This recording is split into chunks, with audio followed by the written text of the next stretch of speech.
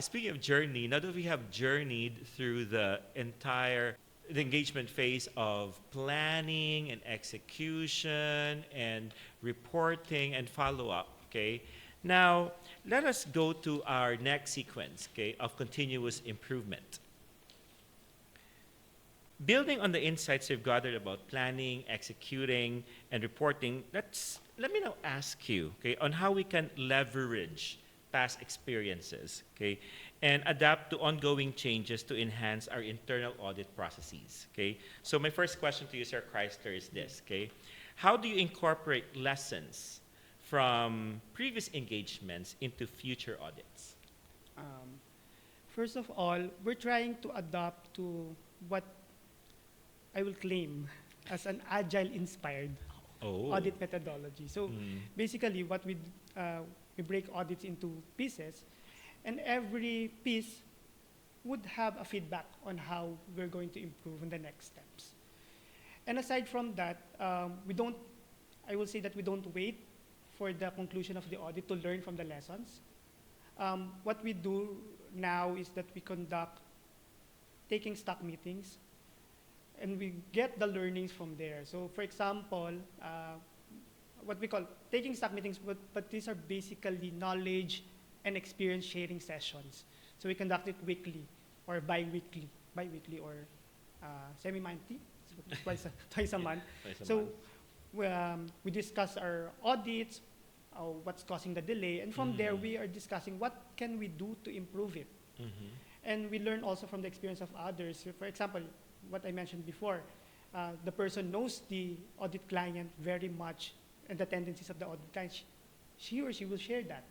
So basically that's it. So we don't wait until the end of the audit. But if we go technical with the question, I think it's really after the conclusion of the audit, we really talk about the problems that we encountered.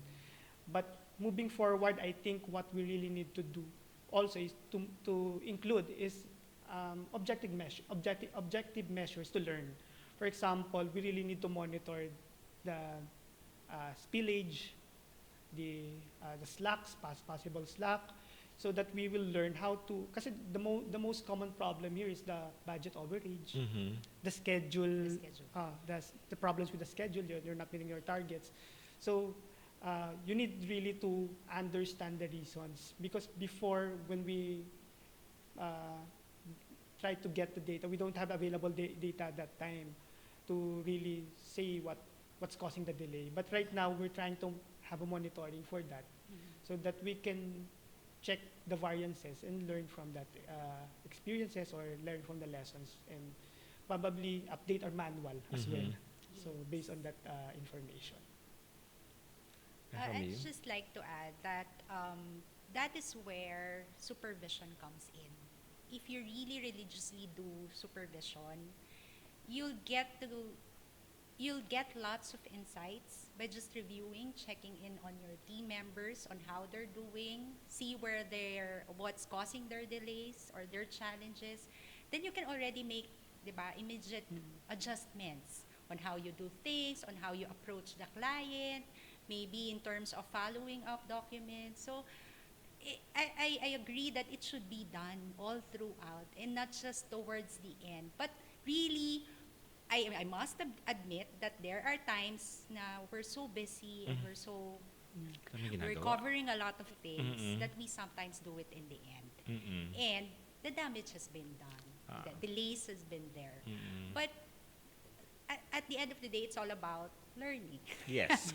So you just have to really identify, just talk with your people on the challenges that they've encountered and the successes as well.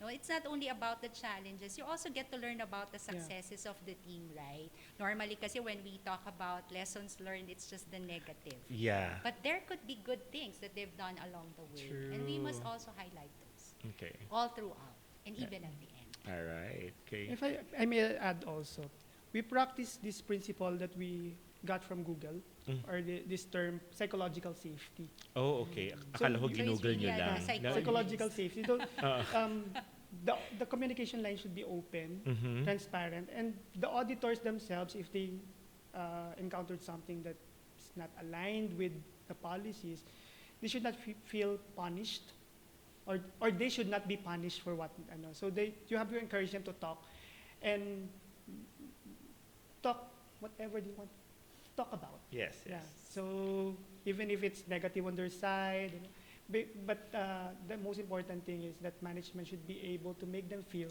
that they will not be punished for any wrongdoing, but they will be rewarded from the good things that they do. Yes. Heart psychologist. Do you agree?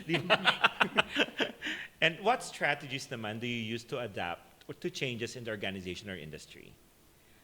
I think as internal audit, we do get a lot of high-level information that other employees doesn't normally get. Yes.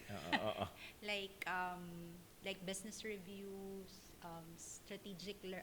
we have senior leaders materials that you also get to learn during the planning phase, right? And you get to be involved. Probably because our heads, the CAEs, they're usually part of the higher level meetings. Yes. That's why. So that's one way. And it gets cascaded to us. Materials get shared with us. So that's how we are updated. Also memberships with the IIA. With the IIA, of and course. with all the other professional institutions. It's also one way of being abreast with regard to industry practices or what's the market right now, what's the emerging risks, right? Yes. So there are many ways. But then at the end of the day, you have to be a good reader because you have to, again, read a lot of materials. It's out there. Google is there. So those are, it's there, no? But it's easier now compared to, yan na naman. So when I started, we're in... Careful. Okay, mahahalata yung age ko. So, I mean, it's there, no? So you have no excuse now na you don't know about Yes. what's out there or the emerging challenges in the business because information is everywhere. Yes. It's always available It's now. just a matter of getting access on certain confidential or sensitive information. Information. But that's what's good with internal audit. We do get some very valuable Very valuable information. Yes. Okay, although sensitive, but very valuable. Yes. Okay, what about you? From our side, I think one thing peculiar with our business is that we don't have too much to leverage in the Philippine context. Mm-hmm. We can only have a competitor. We only have at least 2 to 3 competitors that are really dominant. Mm-hmm. So basically, we don't have, before we consider ourselves the market leader, so we don't have much to benchmark about the industry. Yes. But right now, because we're transitioning to a new business model, and that business model is really global, we need to understand the business of content. Mm-mm. And that's basically the hard job for us right now, is to understand what will happen Mm-hmm. in the future. All right. So part of our practice is really immersion. Mm-hmm. Immersion in the production side of our business, in the digital side of our business, so that we get a lot of understanding. Mm-hmm. Otherwise, with the fast pace, and if we don't adapt, we'll be dinosaurs. Yeah. Mm-mm. So does that immersion include accepting supporting roles in teleseries? Based on objectivity and independence, I think He cannot. that may be an issue.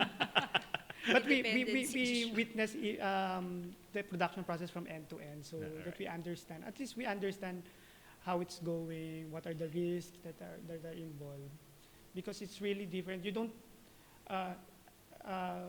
necessarily learn that from outside, from research. Yes. That's what we call the magic of our business. So That's beyond the standard. yeah, that's beyond the standard. That's beyond technical. Beyond the standard, the GIA. That's beyond the GIA. The creative side is real. Yes.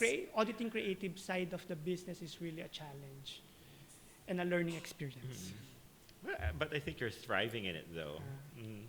You have to be creative Yeah. in internal audit Ooh. because it's not the same procedure every time. Yes, As you've mentioned, there are some processes or units that are not easy to audit because of it doesn't have documentation or it entails yung discarding. Yes, yes. Those are the Or things it's that are easier hard to- from another department, but it's hard for another department. Department. Yeah, it's really the context. You have to be creative talaga. Yes. No? All right. You can have some similar approaches. Yes. So in this case then, how do you measure the effectiveness of your internal audit processes and seek opportunities for improvement? Should I go first? Go. Normally, at the end of every review, we have a customer satisfaction survey, Yes. and it has to be very short. We Mhm. had to shorten it from 10 questions. Now it's down to 5. Wow. Just so they will reply. Respond. And of course, we also include that in our closing meeting. Mhm. That we influence them during the closing meeting that please, for us to be able to improve our services, we need your help. So you can raise your concerns to us with regard to how we performed the review. And it's part of our KRA that they reply to us. Oh And of course, we have to my. get a good number. Of course. Siyempre, dapat satisfactory yung rating. And another one, the usual, we have internal and external quality assurance. Of course, supervision. That's also one way of ensuring that you get to check on things and implement changes as needed in your process. But that's how we ensure that we continue. Well, basic is, of course, the key results area. Yes. That's how we get measured with regard to the efficiency of how we do things as internal audit function. Sir For us, we Chrysler? have our MBOs, but we have not yet implemented the satisfaction survey. We planned before, but because we need to reorganize after 2020, so we're really restarting that initiative. But basically, in the absence, we do informal channels. So sometimes our audit head asks or inquires another unit regarding their experience with internal audit. So basically, it's very informal, but we're trying to be more formal or institutionalize changes for Really, that. that's a better term. Because actually, one of our concerns before, when we drafted that questionnaires, is that it will not be a way for some of our audit clients to avenge whatever happened in the audit. So we need to balance. So I think we can learn from your questions, how you frame your It's very questions. short, and of course, there's a remarks portion Yes. wherein they can. We have a portion there wherein they can state whatever improvements Yeah. Or they can write an essay about it. I tell you, there are some. No, not an essay. But I think our challenge for that is the response, because we tried before. It's just questionnaire, but it's not yet the client satisfaction. We didn't get any response. So if we don't get response, how will we creatively get it again? So that would be something that we need to really evaluate and check. Yes. And we could probably learn from your experience. Yes. All right. Now, this has been a very rich conversation, Ms. Wang and Sir Chrysler, and I'm sad that it's We're about- yeah we're about to wrap up. Okay, but you know what? We have listeners here who are new to the internal audit. Okay, and of course they may have like qualms or fears about these kinds of engagements. Okay, so do you have any final tips for them? I just have 3 points. Mm-hmm. One, you have to immerse yourself in Mhm. the business, in the process that you're reviewing. So at the end of the day, you're like an expert, as mentioned by Chrysler earlier. It's like you're the procurement manager or something. And then second, you have to communicate, collaborate with your audit clients and the people around you, even your Mhm. audit team. Yes, That's yes. very important that you collaborate with them. And just lastly, you always deliver with excellence, because that will help your function to be Mhm. seen as really a trusted advisor or somebody valuable in the organization. So those are my 3 takeaways. I love them. It's very easy to remember. It's ICD. It's not the other. It's not another organization, but it's immerse yourself, communicate and collaborate, and deliver with excellence. Okay, Sir Chrysler. For me, the important thing in being an internal auditor is to be competent and confident. Mm. And it's actually really related to each other. You can't be confident without being competent. That's true. So how do you get that? You really need to learn, relearn, and relearn. So, and the most important thing also, if you are starting as an internal auditor, is really to really acclimatize yourself that you need to always ask questions. And the question should always be 5 levels. 5 levels of what, how, why. So you don't necessarily just be contented with the first answer. You need to really dig deeper. And that's a discipline that you should always have as an internal auditor. So again, be competent, be confident. And they always come together. They come together. Yes. In the words of the great Susan Roses, huwag mahihiyang magtanong. So may sponsor. I did not mention the brand. So again, to our guests, Ms. Weng and Sir Chrysler, thank you very much. Maraming salamat po. And this concludes the second episode of the hashtag AskIIAP Performing Internal Audit Engagement. So we'll be seeing you on our next episode, and keep posted on our social media platforms. Bye, guys! Bye!